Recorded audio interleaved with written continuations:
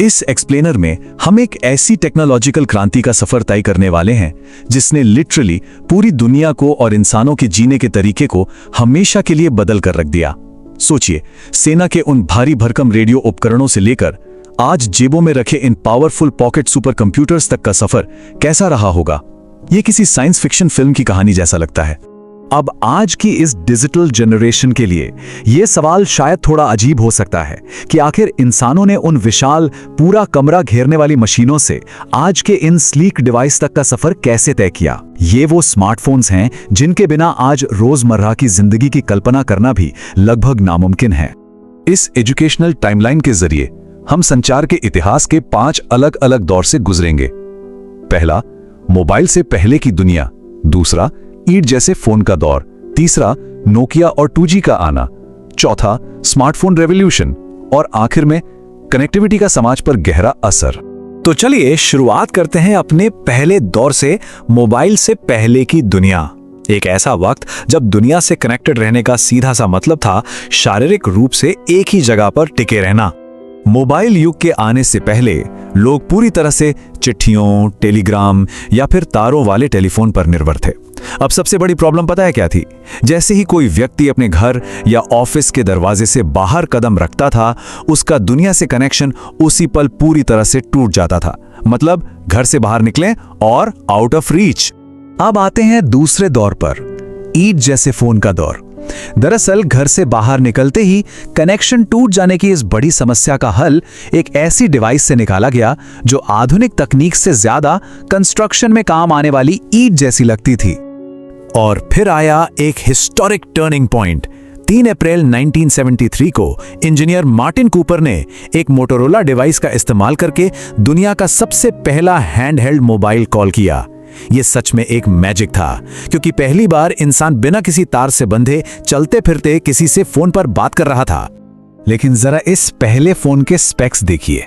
Motorola DynaTAC 8000X का वजन लगभग 1 किलोग्राम था। मतलब फोन पर बात करना जिम में डंबल उठाने जैसा था। बैटरी को पूरा चार्ज होने में 10 घंटे लगते थे और बात सिर्फ 30 मिनट हो पाती थी। आज के इन फास्ट चार्जिंग, अल्ट्रा थिन और ग्लोबल इंटरनेट वाले डिवाइस के सामने ये आंकड़े एकदम माइंड ब्लोइंग और बेतुके लगते हैं। इस डिवाइस को आम इंसान की पहुंच से और भी दूर करने वाली चीज थी इसकी कीमत। उस पहले ईंट वाले फोन की कीमत पूरे $4000 थी। उस जमाने के हिसाब से ये इतनी बड़ी रकम थी कि यह तकनीक पूरी तरह से एक लग्जरी आइटम थी जो सिर्फ दुनिया के अल्ट्रा अमीर लोगों तक ही सीमित थी। दुनिया को सही मायनों में बदलने के लिए इस तकनीक का एक्सेसिबल होना, यानी आम लोगों तक पहुंचना बहुत जरूरी था। और यहीं से हम तीसरे दौर में एंटर करते हैं, नोकिया और 2G की क्रांति। नेटवर्क के एवोल्यूशन को देखें तो 80 के दशक में 1G तकनीक आई, जिसमें सिर्फ वॉइस कॉलिंग होती थी, वो भी कमजोर आवाज के साथ। फिर 90 के दशक में 2G ने SMS मैसेजिंग का नया और अनोखा तोहफा दिया। और धीरे धीरे 2000 के दशक तक आते आते ये फोन कैमरा, MP3 म्यूजिक और शुरुआती इंटरनेट वाले मल्टीमीडिया डिवाइस में बदल गए। इस विशाल मोबाइल बूम के दौरान एक ब्रांड ने पूरी दुनिया पर राज किया और वो था नोकिया। नोकिया ने ऐसे फोन बनाए जो प्रैक्टिकली इंडिस्ट्रक्टिबल थे, यानी चाहे जितना गिराओ टूटते नहीं थे। इनकी बैटरी कई दिनों तक चलती थी और सबसे बड़ी बात, ये फोन पहली बार आम लोगों के बजट में आसानी से आ रहे थे। चलिए अब चौथे दौर की ओर बढ़ते हैं, जहां से एक साधारण संचार डिवाइस ने मानव इतिहास के एक बहुत बड़े पैराडाइम शिफ्ट का रूप ले लिया। ये था पॉकेट कंप्यूटर, यानी स्मार्टफोन का आना। साल 2007 में तकनीक की दुनिया में एक असली गेम चेंजर आया। एप्पल ने अपना पहला आईफोन लॉन्च किया, जिसने मोबाइल फोन को सचमुच के एक पॉकेट कंप्यूटर में बदल दिया। बटनों की जगह अब एक शानदार टच स्क्रीन थी, ढेरों काम की एप्स थी और फुल इंटरनेट एक्सेस अब सीधे हाथों में था। इसके कुछ ही समय बाद मार्केट में गूगल के एंड्रॉइड ने एंट्री ली।